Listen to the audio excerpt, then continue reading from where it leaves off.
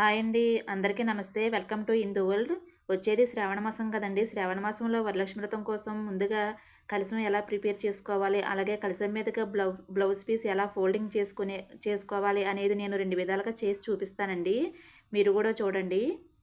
ముందుగా బ్లౌజ్‌ని ఈ విధంగా ఫోల్డింగ్ చేసుకోవాలండి. నేను ఈ బ్లౌజ్ పీసు పట్టుది తీసుకున్నానండి. పట్టు అయినా, కాటన్ అయినా ఏదైనా వాడుకోవచ్చండి. ఇలా తీసుకున్న తర్వాత ఈ విధంగా ఫోల్డింగ్ చేసుకోవాలండి. ఇలాగ 3 మడతల కింద చేసుకోవాలి. 4 మడతలైనా చేసుకోవచ్చండి. ఇది పట్టుది కదా! ఎక్కువ లావు వచ్చేస్తుంది. అలాగే చిన్నగా వస్తుందని నేను 3 మడతల కింద ఫోల్డింగ్ చేసుకున్నానండి. ఇప్పుడు ఈ విధంగా ఫోల్డింగ్ చేసుకున్న తర్వాత ఇలా సగానికి ఫోల్డింగ్ చేసుకోవాలి. ఇప్పుడు దీన్ని ఇలా ట్రయాంగిల్ షేప్‌లోకి ఇలా మడుచుకుంటూ రావాలండి. ఇలాగా ఒక పక్క చేసుకున్న తర్వాత ఇప్పుడు రెండో వైపు కూడా ఈ విధంగా ట్రయాంగిల్ షేప్‌లోకి చేసుకుని తర్వాత ఇలా లోపలికి ఫోల్డింగ్ చేసేసుకోవాలండి. చాలా ఈజీగా చాలా తొందరగా అయిపోతుందండి ఈ ఫోల్డింగ్ అనేది. వరలక్ష్మి వ్రతం రోజు మనం రకరకాల పిండి వంటలు అలాగే ముత్తైదువుల వాయినాలు ఈ హడావుడిగా ఉంటుంది కదండీ! ఇలా ఈ ఫోల్డింగ్ ఈ విధంగా చేసుకుంటే చాలా తొందరగా అయిపోతుందండి. ఎటువంటి హడావుడి పడవలసిన అవసరం లేదండి. మనకి టైం కూడా చాలా కలిసొస్తుందండి. ఇలా ఫోల్డింగ్ చేసుకుని బ్లౌజ్ పీస్‌ని పక్కన పెట్టుకొని ఉంచుకోవాలి.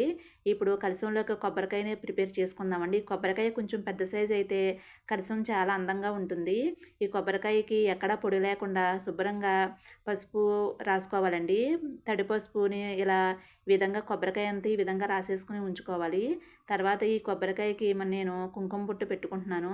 ఈ విధంగా కొంచెం పెద్ద సైజు కొబ్బరికాయ అయితే మనం పసుపు రాసి ఈ విధంగా బొట్లు పెట్టుకుంటే చాలా అందంగా కనపడుతుందండి. అలాగే కలశం మీదకి చాలా నిండుగా కూడా ఉంటుందండి. పైన బ్లౌజ్ పీస్ కూడా పెట్టుకుంటాం కదా! చాలా నిండుగా కనపడుతుంది.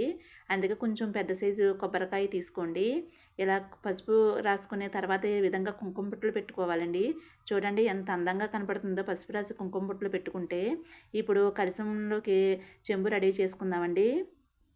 నేను వెండి అష్టలక్ష్మి చెంబు తీసుకున్నానండి. మీకు అష్టలక్ష్మి చెంబు రాగిలో కూడా ఉంటుందండి. రాగైనా, ఇత్తడైనా, ఇలా వెండైనా ఏదైనా వాడుకోవచ్చండి. స్టీల్ మాత్రం అసలు వాడకూడదండి. ఇప్పుడు ఈ చెంబుకి కొంచెం పసుపు రాసుకుని తర్వాత గంధం, కుంకుమ బొట్లు పెట్టి అలంకరించుకోవాలండి. ఇలా కుంకుమ బొట్లు అన్నీ పెట్టుకోవాలండి. అష్టలక్ష్మి చెంబు కదండి, చుట్టూరు ఉన్న లక్ష్ములకి ఇలాగా గంధం, పసుపు, కుంకుమ బొట్లు పెట్టుకోవాలండి. అలాగే పైన చిన్న వినాయకుడు ఉంటారు కదా! ఆయన కూడా పసుపు, గంధం బొట్లు పెట్టుకోవాలండి. తర్వాత ఒక ప్లేట్లోకి బియ్యం తీసుకోవాలి. నేను వెండి ప్లేట్ తీసుకున్నాను. వెండి కానీ, రాగి కానీ, ఇత్తడి కానీ వాడుకోవాలండి. ఇలా ప్లేట్లోకి నిండుగా బియ్యం తీసుకునే తర్వాత కొంచెం పసుపు, కుంకుమ వేసుకోవాలండి. తర్వాత మనం ముందుగా ప్రిపేర్ చేసుకున్నాం కదా చెంబు, అష్టలక్ష్మి చెంబు, ఆ చెంబు తీసుకుని నిండు బిందెలోని నీళ్లు పోసుకోవాలండి. ఇలా నీళ్లు నిండుగా పోసుకున్న తర్వాత ఇప్పుడు అందులోకి కొంచెం పసుపు, కొంచెం కుంకుమ, కొన్ని అక్షింతలు, అలాగే రూపాయి నాణాలు 2, ఒక పువ్వు వేసుకోవాలి. మన దగ్గర సుగంధ ద్రవ్యాలు ఏమన్నా వేసుకోవచ్చండి. మంగళకరమైన వస్తువులు ఏమన్నా వాడుకోవచ్చండి.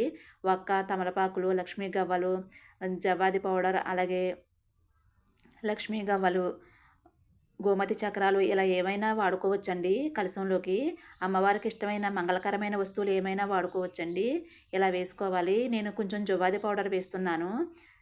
ఇలా జువ్వాది పౌడర్ వేసుకుని ఇప్పుడు ఇందులోకి తమలపాకులు కానీ లేకపోతే మామిడి రెమ్మ కానీ పెట్టుకోవచ్చండి. 9 ఆకులు ఉండాలండి, లేదంటే 5 ఆకులు ఉండాలి. తమలపాకులైనా వాడుకోవచ్చండి. నేను పెట్టుకున్న కొమ్మకి 9 ఆకులు ఉన్నాయని ఇంకా అలా పెట్టుకున్నాను. చూసారు కదా! మామిడాకులు, పసుపు, కుంకుమ ఇలా అలంకరించుకుంటే ఎంత అందంగా ఉందో కలశము. ఇప్పుడు ఈ కలశంలోకి ముందుగా ఫోల్డింగ్ చేసి పెట్టుకున్నాం కదా బ్లౌజ్ పీస్, ఆ బ్లౌజ్ పీస్ని ఈ విధంగా పెట్టుకుని తర్వాత బొట్టు పెట్టుకోవాలి. ఒక పువ్వు పెట్టుకోవాలండి. ఇప్పుడు ముందుగా డెకరేషన్ చేసి పెట్టుకున్న మనం ఎక్కడైతే పూజ చేసుకోవాలనుకుంటున్నామో అక్కడ ఈ కలశాన్ని ఇలా పెట్టుకోవాలండి. నేను ఇదంతా ముందే రెడీ చేసి పెట్టుకున్నాను. ఇదంతా నేను ఎలా రెడీ చేసి పెట్టుకున్నానో నెక్స్ట్ వీడియోలో చూపిస్తానండి. ఇప్పుడు అమ్మవారికి నగలన్నీ అలంకరించుకోవాలండి. కొందరు అమ్మవారి విగ్రహాన్ని రెడీ చేసి పెట్టుకుంటారండి. నేను ఎప్పుడు ఇలాగే పెట్టుకున్నాను. అందుకే నేను ఏ విధంగా చేసుకుంటున్నానో ఆ విధంగా మీకు చేసి చూపిస్తున్నాను. ఇలా అలంకరించుకోవాలండి. నగలు మనం ముందుగా పెట్టుకుని ఉన్నట్టయితే ఆ నగలను ఒక్కసారి తడి బట్టతో తుడుచుకున్నప్పుడు అమ్మవారికి అలంకరించుకోవాలండి. ఇప్పుడు మనకి ఇష్టమైన పద్ధతిలో ఎలాగైనా సరే పువ్వులు, బంతి పువ్వులతో, అలాగే గులాబీ పువ్వులు, చామంతి పువ్వులతో డెకరేషన్ చేసుకోవాలండి. తర్వాత అమ్మవారికి ఇష్టమైన పసుపు, కుంకుమ, పువ్వులు, గాజులు, అలాగా చుట్టూరు మనం ఆ వరలక్ష్మి వ్రతం రోజు అన్నీ కూడా ఇలాగ అమ్మవారికి అలంకరించుకుని పెట్టుకోవాలి. బ్యాక్‌గ్రౌండ్ డెకరేషన్ మనం ఎక్కడ పూజ చేసుకుంటున్నామో అక్కడ ముందుగా రెడీ చేసి పెట్టుకుంటే మనం పూజ చేసుకుంటాకి కలశం రెడీ చేసుకుని వెంటనే అలా పెట్టుకొని పూజ చేసేసుకోవచ్చండి. చూసారు కదా ఎంత అందంగా ఉందో కలశము.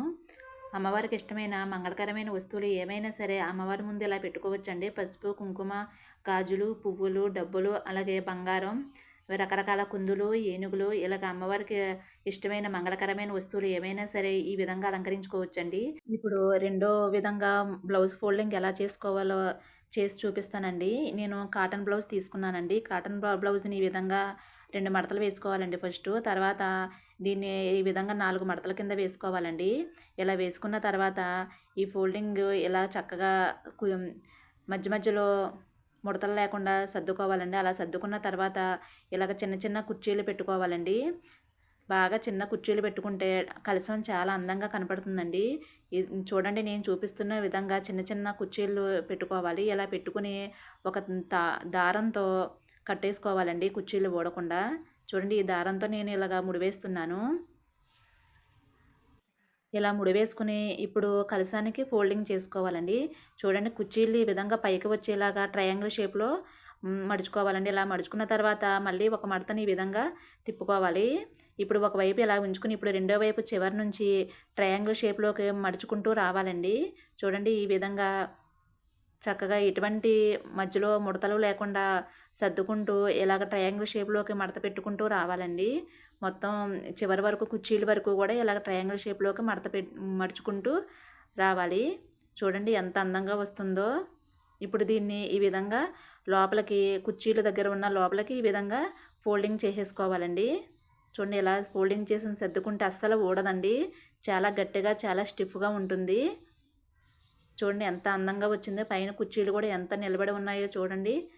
ఇప్పుడు ఈ కలశానికి అలంకరించుకోవాలండి. ముందుగా పసుపు కుంకుమ బొట్లు పెట్టుకుని మనం ముందుగా ప్రిపేర్ చేసుకున్న కలశం కొబ్బరికాయ మీకు చూపించాను కదా, అక్కడ ఈ పెట్టుకోవాలండి. పైన ఒక చామంతి పువ్వు కూడా పెట్టుకున్నాను. చూసారు కదా ఎంత అందంగా ఉందో కలశం.